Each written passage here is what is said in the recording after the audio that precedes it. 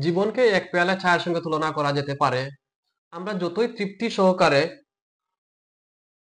উপভোগ করি না কেন, তা নিচের দিকেও অগ্রসর হতে থাকে। আজ বিশ্ব চা দিবস, তাই চা দিবস উপলক্ষে সবাইকে জানাই রং চায়ের শুভেচ্ছা।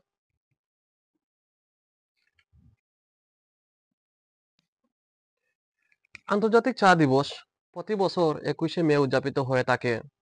Bangladesh, Bharat, Sri Lanka, Nepal, Bhutan, Cambodia, Uganda, Vietnam সহ বিশ্বের বিভিন্ন চা উৎপাদনকারী দেশসমূহ 2005 সাল থেকে 21শে মে-কে বিশ্ব আন্তর্জাতিক চা দিবস হিসাবে আখ্যায়িত করে আসছে।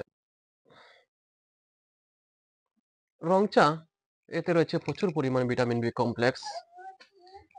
রং চা পান করার ফলে হৃদরোগ, রক্তচাপ, ডায়াবেটিস সহ বিভিন্ন ধরনের রোগ প্রতিরোধ ক্ষমতা বাড়ায়। তাছাড়াও নিয়মিত রং চা পান করার ফলে আমাদের ক্লান্ত মাইন্ডকে উৎফুল্ল করে তোলে।